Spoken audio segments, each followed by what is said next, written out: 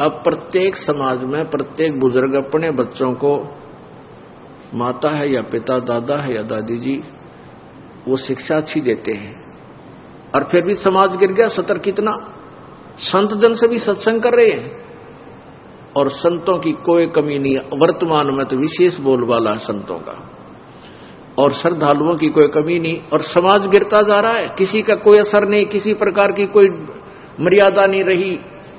इसका कारण ये रहा कि उन संतों की शब्द में शक्ति को नहीं, और उनसे उनके असर नहीं हो सकता उन बच्चों के।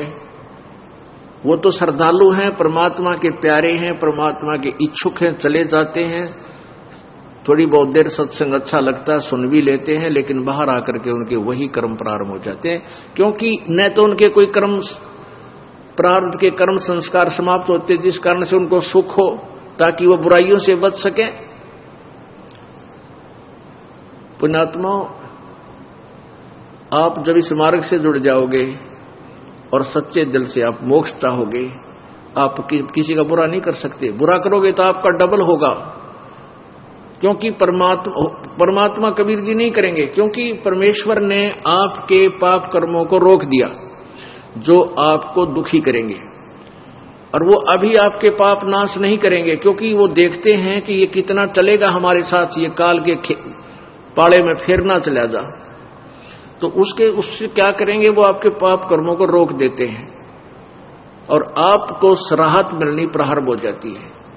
कुछ दिनों के बाद आप छोड़ जाते हो, या फिर आप बीच में कुछ थोड़ा बहुत हेरा फेरी करने की चेष्टा करते हो, किसी कोई जो मर्यादा हमने बता रखी है उसके विरुद्ध क्रिया कर देते हो, आपको हानि, तुरंत हानि हो जाती है, और फिर आपको समझ में भी आ जाती है कि मैंने ऐसी गलती कर दी, आज मुझे इसलिए हानि हुई, तो दूसरी बार आप वो गलती नहीं करते। और दास ने आपको बताया हुआ है कि जिसका कोई, जैसे हमने मर्यादा आपको बता रखी है, इन मर्यादाओं में रहकर आप भक्ति करो, आपको न्यारे सुख होंगे, और जो मर्यादा तोड़ देगा उसका नामखंड हो जाएगा,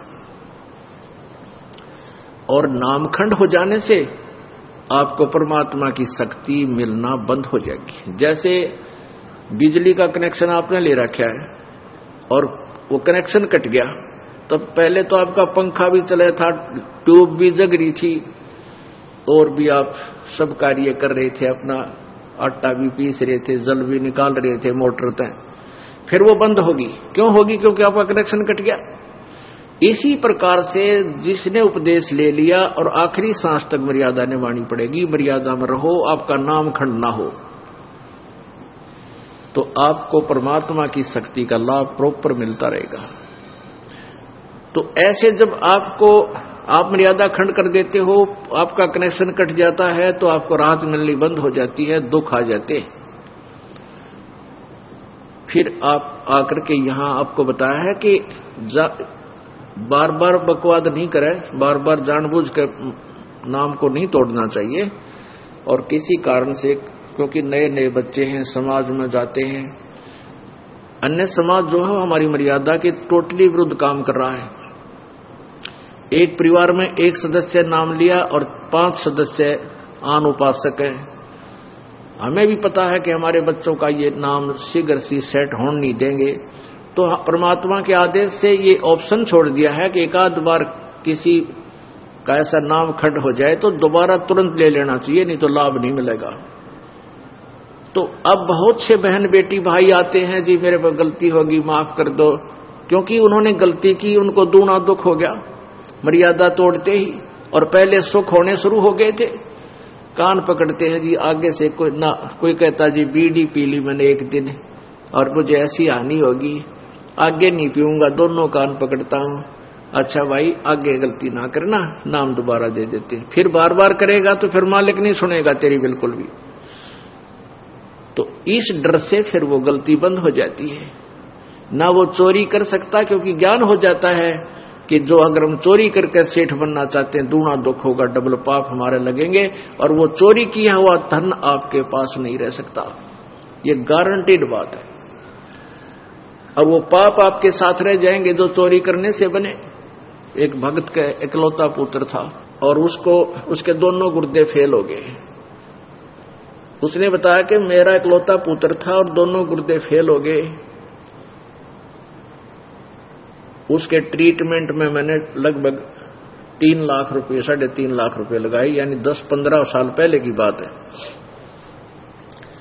वो कैसे लगे? पहले तो झाड़े झपटियां वाले के चक्कर में फंस गया, फिर डॉक्टरों के, लोकल डॉक्टरों के चक्कर में फंसा रहा, फिर पीजीआई दिखा रो तक में बहुत देर हो चुकी थी, कहने के दोनों गुर्दे कंडम हो गए और ऑल इंडिया इंस्टीट्यूट दिल्ली ले जाओ। वहां ले गए तो उन्होंने बताया भी अपना किसी रिश्तेदार का कोई गुर्दा दान कराओ, तो उन्होंने किसी से ऐसे कर करा कर वो गुर्दा दिवाया, लड़का स्वस्थ हो गया, 3.5 लाख रुपये लग गए। गुर्दे तो ठीक हो गए, एक दिन बस एक्सीडेंट में वो लड़का मारा गया। अब फिर उस भली आत्मा ने फिर अपनी सारी सत्संग सुना, उसका सौभाग्य था कि सत्संग सुनने को मिल गया उसको।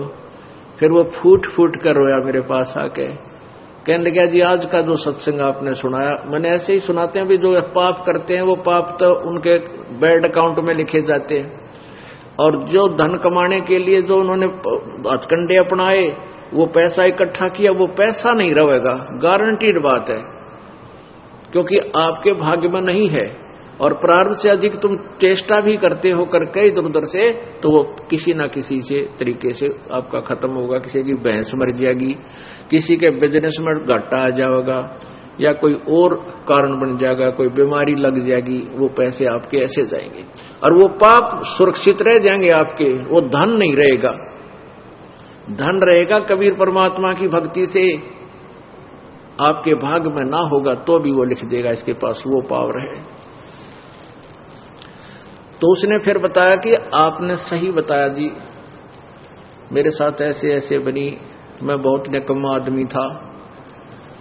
पहले ये रिफल आती थी, इन टेप कैसेट चाले थे, सन 1978-77 की बात बताओ था,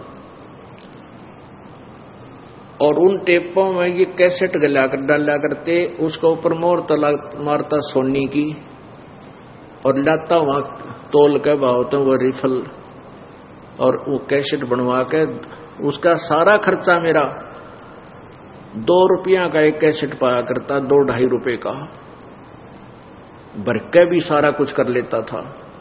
और मैं सोनी की बना के मोर लाकर उनको 30-30, 35-35, 25-25 की बेचा करता था। और थोड़े से दिना मेरे पास बहुत पैसा हो गया। फिर मेरा इकलौता पुत्र बीमार हो गया, कमाए होंगे 2 लाख, लाग गए 3.5 लाख। उस समय 2 लाख बहुत मुश्किल से कमाए जाते थे। और बेटा भी ना रहा, जिसको सुखी बनाने के लिए मैं ये पाप किया करता था कि मेरा बेटा सुखी रहेगा, कारों में चलेगा, इसके लिए घना धन जोड़ दूं, वो धन रहा ना वो बेटा रहा। तो पुण्यात्मा, फिर ये परमात्मा की वाणी से आपको डर लगने लग जाएगा, आप पाप नहीं कर सकते। तो ये अब समाज सुधार होगा, क्योंकि जो लाभ आप स्वयं बुरे कर्मों से करना चाहते थे वो पैसा आपके पास नहीं रहेगा। और परमात्मा कबीर जी की भक्ति में इतनी शक्ति है कि आपके प्रारब्ध में नहीं है तो भी लिख देगा, तो भी आपको दे देगा, यदि वो आवश्यक समझेंगे तो।